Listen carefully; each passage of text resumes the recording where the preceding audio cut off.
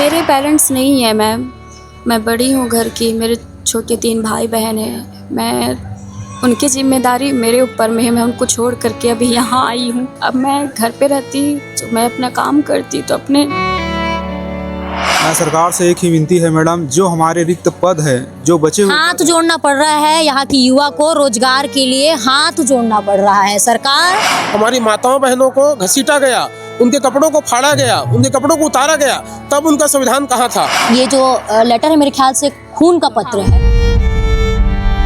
रोजगार चाहिए हमें। भारत विकसित अगर ऐसे हो रहा है तो सरकार जी कृपया करके अपना विकसित भारत का जो मुहिम है उस पे फुल स्टॉप लगा दीजिए। जिनके लिए निकाला गया सरकार क्यों भूल गए उसको पोस्ट देना। हम लोग को क्यों आज भीख मांगने पर मजबूर है। यहाँ कितने दिन जिएंगे हम लोग का, सब तो हालत खराब हो गया। आप खुद देख रहे मेरा गला बढ़ गया। मैं सरकार से हाथ जोड़ करके विनती करती हूँ कि हमें नियुक्ति जल्दी दे। हमने हाई कोर्ट, सुप्रीम कोर्ट से केस जीता है और आज हम संविधान।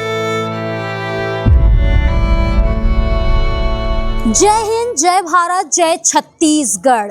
2 साल 11 महीने 18 दिन के समय के बाद में भीमराव अंबेडकर के द्वारा एक संविधान बनाया गया था और उसे आज ही के दिन लागू किया गया था, जिसे हम गणतंत्र दिवस के रूप में मनाते हैं। 26 जनवरी है और आज का दिन काफ़ी ऐतिहासिक और त्यौहार के रूप में देखा जाता है। और यही सुंदर तस्वीर जो है रायपुर राजधानी के तूता स्थल, धरना स्थल पर भी देखने को मिल रही है, जहां पर लगातार डीएलएड के छात्र जो हैं, डीएलएड के जो छात्र हैं धरना पर बैठे हैं। 24 दिसंबर से आज हो गया है 26 जनवरी। 1 महीने का ये पूरा समय बीत चुका है और इस दौरान शाम दाम दंड भेद लगाकर इन्होंने प्रदर्शन किया। इसमें इन्होंने पहले भूख हड़ताल की, जहां पर इनके हर एक सदस्य अस्पताल में जा रहे थे। उसके बाद अपने खून से सीएम को पत्र लिखा, मुंडन करवाया और ना जाने क्या कुछ इस दौरान किया है। और आज 26 जनवरी और ये तस्वीर जस की तस है। देख सकते हैं हमारे साथ में विद्यार्थी इस वक्त मौजूद हैं, इनसे हम बातचीत करते हैं, जानते हैं कि आज एक तरफ जो है 26 जनवरी मनाया जा रहा है और दूसरी ओर आपका हड़ताल जारी है। क्या कुछ इस पूरे मामले को लेकर इनकी राय है? दीदी, ये जो लेटर है मेरे ख्याल से खून का पत्र है। 1 महीना बीत चुका है, अभी भी किसी प्रकार का निष्कर्ष नहीं निकल पाया है। क्या कुछ कहना चाहेंगे छत्तीसगढ़ की सरकार को? सबसे पहले मैं आपके चैनल को धन्यवाद देना चाहती हूँ कि आप हमारे बीच में आए। छत्तीसगढ़ के शासन को मैं यही कहना चाहती हूँ कि हमें जल्दी से जल्दी नियुक्ति प्रदान करें। हम लोग अपना घर द्वार छोड़ करके आए हैं, अपने भाइयों को, अपने बहनों को, अपने माता पिता को। मेरे पेरेंट्स नहीं है मैम, मैं बड़ी हूँ घर की, मेरे छोटे 3 भाई बहन हैं। मैं उनकी ज़िम्मेदारी मेरे ऊपर में है, मैं उनको छोड़ करके अभी यहाँ आई हूँ। मतलब अभी हमारे घर में ऐसी स्थिति है ना कि हमको किसी और से मांगना पड़ रहा है अपनी ज़रूरत को पूरा करने के लिए। अब मैं घर पे रहती तो मैं अपना काम करती तो अपने, मतलब आप समझ सकते हैं कि मैं उनकी ज़रूरतों को पूरा करती। पर अभी मैं यहाँ पे हूँ तो हम कितने दिन तक किसी और से मांगेंगे। और यहाँ आने के लिए भी मुझको किसी और से पैसे लेने पड़े हैं। मैं सरकार से हाथ जोड़ करके विनती करती हूँ कि हमें नियुक्ति जल्दी दे। हमने हाई कोर्ट, सुप्रीम कोर्ट से केस जीता है और आज हम संविधान। भावुक पल है क्योंकि जिस चीज़ के लिए दिन रात मेहनत की, सोचा होगा इन्होंने भविष्य में कि इनके जो भाई बहन हैं उन्हें इस प्रकार की स्थिति ना देखनी पड़ी और देखनी ना पड़े और वो उनका उज्जवल भविष्य हो, और इसी के लिए शायद इन्होंने मेहनत की होगी और सोचा होगा कि नौकरी में लग जाऊंगी और उसके बाद में सारी परेशानी समस्या जो है आर्थिक रूप से तो कम से कम जो है समाधान उसका हो जाएगा, लेकिन उसके बावजूद नहीं हो पा रहा है। और ये उसी का दर्द पीड़ा जो है इनके अभी आंखों से छलक रहा है। मैं ये कहना चाह रही हूँ कि 1 महीना हो गया है लेकिन किसी प्रकार का समाधान नहीं है। 2300 पद हाई कोर्ट, सुप्रीम कोर्ट की जो अवहेलना है वो छत्तीसगढ़ सरकार कर रही है, लेकिन किसी प्रकार का एक्शन के ऊपर नहीं लिया जा रहा है क्योंकि वो सरकार है और सरकार कुछ भी कर सकती है, यही बात उनके द्वारा कहा जा रहा है। और भी लोग मौजूद हैं, इनसे हम बातचीत करते हैं। दीदी है, इनसे हम इससे भी पहले बात कर चुके हैं, अभी भी हम बात करेंगे और जानने की कोशिश करेंगे। दीदी, 1 महीने हो गए हैं और मुझे ऐसा लगता है ये 1 महीने की लड़ाई नहीं है, ये कई वर्षों से आपकी लड़ाई चल रही है। पर 1 महीने से आप इस धरना स्थल पर बैठी हैं, घर छोड़ के बैठी हैं। घर में कौन खाना बना रहा है? घर मेरे पति खाना बना रहे हैं और दोनों बच्चे को पाल रहे हैं। क्या करें, वो भी परेशान है। मगर बोलते हैं कि अपने हक की लड़ाई तो लड़ना पड़ेगा ना, जाओ लड़ो, जब तक सांस है तब तक लड़ो, भले नियुक्ति लेके आना, भले मृत्यु हो जाए, मैं देख लेंगे। क्योंकि हम लोग बच्चे के भविष्य के लिए हम लोग यहाँ बैठे हैं। हम लोग नौकरी मिलेगा तभी तो बच्चे को मैं अच्छी शिक्षा दे पाऊंगी। कहाँ से उन लोग को खाना पीना सबका व्यवस्था होगा। मगर सरकार ये नहीं चाह रहा है। क्या मैं कुछ गलती की? क्या मैं पढ़ के मैं सोची कि मैं लड़की हूँ, मैं पढ़ूंगी लिखूंगी तो मेरा 2 परिवार होगा, मेरा मायके भी हो जाएगा, मेरा ससुराल भी। वहाँ भी मेरे मायके मेरे पापा हैं, मेरी माँ नहीं है, उनको भी मेरे से आसरा है कि मेरी बेटी कुछ बन जाएगी। मगर सरकार मेरे को पता नहीं क्यों ऐसे करना चाह दीदी, मैं ये पूछना चाहती हूँ, युवा सबसे महत्वपूर्ण है, रोजगार सबसे महत्वपूर्ण है। मुझे ऐसा नहीं लगता कि सड़क मूलभूत सुविधा है, लेकिन उससे पहले आपके घर में खाना होना चाहिए, है ना, रोजगार होना चाहिए। उसको सरकार छोड़ के बाकी चीज़ों पर ध्यान दे रही है, तो सरकार क्या काम कर रही है फिर? पता नहीं, सरकार को बस अपना पोस्टर बनवाना जरूरी है, शिक्षा देना जरूरी नहीं। क्योंकि अगर कोई नेता आ रहा है या कुछ उत्साह हो रहा है तो उसके लिए पोस्टर ज़्यादा इंपॉर्टेंट है। आप बोलेंगे तो पूरा रायपुर शहर में पोस्टर लगवा देंगे, मगर उनको पता नहीं, शिक्षा दिखाई नहीं देता। हम लोग यहाँ रोड में पड़े इतना दिन से, 1 महीने से हम लोग भूखे प्यासे। हम लोग क्या मांग रहे हैं? हम लोग बस ये चाह रहे हैं कि जो बच्चे हम लोग उसको अच्छी शिक्षा देना चाह रहे हैं, हमारा हक मांग रहे हैं हम लोग क्या, ये भारत में स्वतंत्रता का कोई अधिकार नहीं। हम लोग ने सोचा कि हम लोग केस लड़ेंगे हम लोग का, क्योंकि हम लोग पता है हम लोग सही है। वहाँ भी हम लोग को न्याय मिला, सुप्रीम कोर्ट और हाई कोर्ट से हमें जीत मिली है। वहाँ बोला गया कि जो वर्ग 3 है सहायक शिक्षक, उसमें केवल डीएड वाले लोग को नियुक्ति मिलना चाहिए, और ये सही भी है, आप लोग सभी जान रहे हैं। और हम लोग के हक मिला। वहाँ से जितने बीएड वाले थे उन लोग को निकाला गया, उनको सरकार ने दूसरी पोस्ट में डाल दिया, प्रयोगशाला। मैं उनके नहीं हूँ, मगर अच्छे के, वो भी हमारे भाई बहन थे। तो क्या जिनके लिए निकाला गया सरकार क्यों भूल गए उसको पोस्ट देना? हम लोग को क्यों आज भीख मांगने पर मजबूर है? यहाँ कितने दिन जिएंगे? हम लोग का सब का हालत खराब हो गया। आप खुद देख रहे हैं, मेरा गला बढ़ गया। मैं कितने दिन जीऊंगी मैं खुद नहीं पता। बिल्कुल, हम आपको बता दें कि इस दृश्य को और आज के दिन को हम आप तक पहुंचाने के लिए करीबन रात के 12 बजे से इस तूता स्थल में पहुंच चुके हैं, जहां पर स्थिति इस प्रकार से कि काफ़ी ठंडी है। एक शेल्टर लगा दिया है धरना स्थल के नाम पर, जहां पर किसी प्रकार की एक फूटी कौड़ी की व्यवस्था यहाँ पर नहीं की गई है। यहाँ पर कितना पैसा लगा है मुझे नहीं पता, लेकिन यहाँ पर महिलाओं के लिए किसी प्रकार की व्यवस्था नहीं है, ना ही यहाँ शौच की व्यवस्था है, ना ही यहाँ पानी की व्यवस्था है, ना ही यहाँ नहाने की व्यवस्था है। यहाँ के हर एक व्यक्ति को तालाब में नहाने जाना पड़ रहा है, शौच करने के लिए बाहर जाना पड़ रहा है, और तमाम अन्य सुविधा के लिए उन्हें बाहर जाना पड़ रहा है। यहाँ से दूर दूर किसी प्रकार की सुविधा नहीं है। नया रायपुर बनाया गया है ज़रूर, लेकिन किसी प्रकार की सुविधा नहीं है, और इसका जो भुगतान है यहाँ पर किया जा रहा है। लेकिन मुद्दे से हटूंगी नहीं, मैं फिर से वही मुद्दे पर जाऊंगी।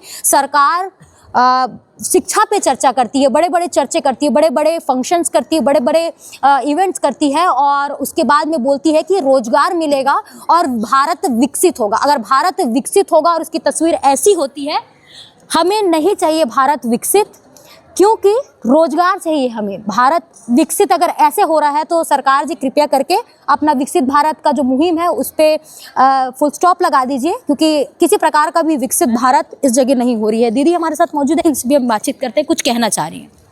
मैं बताना चाहती हूँ कि अभी विधानसभा सत्र चला था, जिसमें हमने माननीय रिकेश सिंह जी जो बीजेपी के नेता हैं, वैशाली नगर विधानसभा भिलाई, हाँ, तो हमने रिक्वेस्ट किया था उनसे, तो उन्होंने क्वेश्चन उठाया था विधानसभा में कि 2023 भर्ती का मतलब जानकारी मांगे थे वो। तो खुद शिक्षा मंत्री जी ने जवाब दिया है कि हमने 2615 बीएड वालों को हटाया था, और उसमें अभी 1299 डीएड वालों की नियुक्ति हुई है और 1300 पोस्ट बचा हुआ है। खुद उन्होंने जवाब दिया है, पर उन्होंने कहा कि समय सीमा हम नहीं बता सकते। 5 साल का सरकार खत्म हो चुका है, 2.5 साल हो चुका है, अब नहीं करेंगे तो कब करेंगे? तो वही हम, अब तो कोविड भी नहीं है कि कांग्रेस सरकार पे तो खुद उन्होंने कहा है कि पोस्ट बचा हुआ है, और बोले कि समय सीमा हम नहीं बता सकते। तो क्यों नहीं बता सकते, और कब तक? वो खुद मार रहे हैं कि बचा हुआ है हम देंगे, तो कब देंगे, यही हम जानना चाहते हैं उनसे। खुद उन्होंने कबूला है उसे, तो उनको पूरा भरना चाहिए, बचा हुआ है तो। जी बिल्कुल, मतलब कब देंगे इसका जवाब मिलेगा जब किसी की अर्थी यहाँ से उठेगी, तब ये नियुक्ति यहाँ पे मिल जाएगी। क्योंकि जिस हिसाब से यहाँ से लोगों की कतारें जो अस्पताल में पहुँची है ना, उसको देखकर यही अंदाज़ा हो रहा था कि अब नहीं तो तब किसी को अपनी जान से हाथ धोना पड़ेगा। और भी युवा हमारे साथ में मौजूद हैं, इनसे भी हम बातचीत कर लेते हैं। भैया, लगातार 1 महीने से यहाँ आप बैठे हुए हैं। शुरुआत जो है 300 के अनावरण अनशन पे हुई थी, सब भूख हड़ताल पे थे, हर एक व्यक्ति अस्पताल जा रहा था, उसके बाद प्रशासन पहुंची थी, आश्वासन दिया गया था।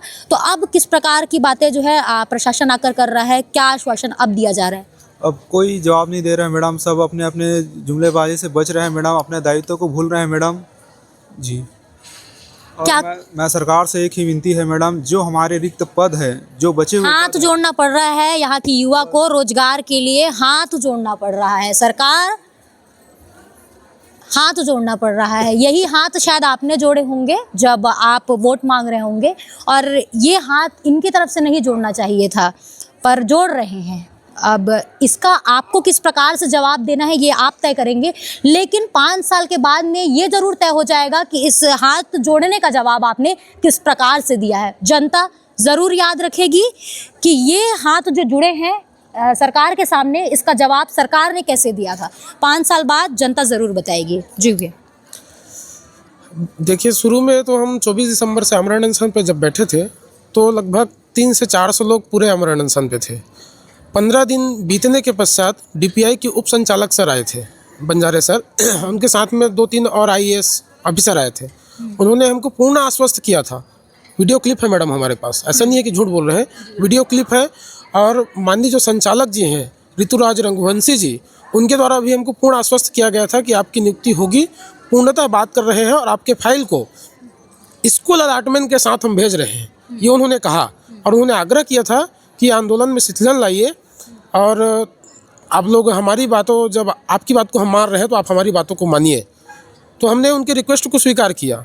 सोचिए, वो जिम्मेदार अधिकारी हैं, है ना, और जिम्मेदार अधिकारी नेताओं की तरह झूठ बोल के गए हैं, हमको ठगा गया।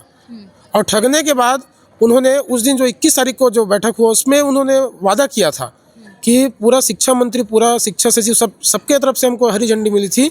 लेकिन जो हमारे शिक्षा सचिव जी हैं माननीय सिद्धार्थ कोमल परदेसी जी, वो जानबूझकर हमारे मामले को अटका रहे हैं और वो हमसे दुश्मनी निकाल रहे हैं। किस बात की दुश्मनी निकाल रहे हैं मैं बता रहा हूँ। बार बार जब हमने उनको सुप्रीम कोर्ट में, हाई कोर्ट में घसीटा ना, तो उसी चीज़ का वो चिड़ निकाल रहे हैं कि इन लोग हम जैसे आईपीएस आईएएस को सुप्रीम कोर्ट में खड़े होने पर मजबूर किए हैं, तो इनकी नियुक्ति रोकी जाएगी करके उनका बनाया हुआ षड्यंत्र है। अगर वो चाहते तो पिछले वर्ष, इन लोग बात करते हैं ना कि वैलिडिटी खत्म हो गया, गजेंद्र यादव जी बोल रहे थे, उनको मैं बता देना चाहता हूं, वैलिडिटी तो मैं बता रहा हूँ ना, वो वैलिडिटी खत्म क्यों हुआ, इन्होंने उसका दुरुपयोग किया। कैसे दुरुपयोग किया? 1:1 में बुलाए, 1:3 में अगर बुलाए होते ना मैडम, तो ये पद आज पूरा भर गया होता। जानबूझकर सिद्धार्थ कोमल परदेसी जी ने ऐसा षड्यंत्र रचा है और उन्होंने ऐसा इसलिए किया। और दूसरी बात, तो ये जो नियुक्ति की देरी बता रहे हैं, इसमें क्या क्या रीजन उनके द्वारा बताया गया भैया, थोड़ा सा उसमें एक दिन। उनके द्वारा रीजन बताया जा रहा है, सबसे पहले कट ऑफ नीचे जा रहा है बोल के, जबकि कट ऑफ का ऐसा कोई बात नहीं है मैडम। मैं खुद जिस नंबर पर हूँ ना, कट ऑफ मेरे ख्याल से तय होता है कि इस कट ऑफ से कोई कभी तय नहीं किया गया है किसी के द्वारा, अभी तक कोई तय नहीं हुआ। आप बताइए कहीं पर लिखा होगा तो। एक चीज़, दूसरा चीज़, अगर उनको शिक्षण व्यवस्था में अच्छी दुरुस्ती लानी है तो हम उनके साथ सहयोग करेंगे उनका पूरा।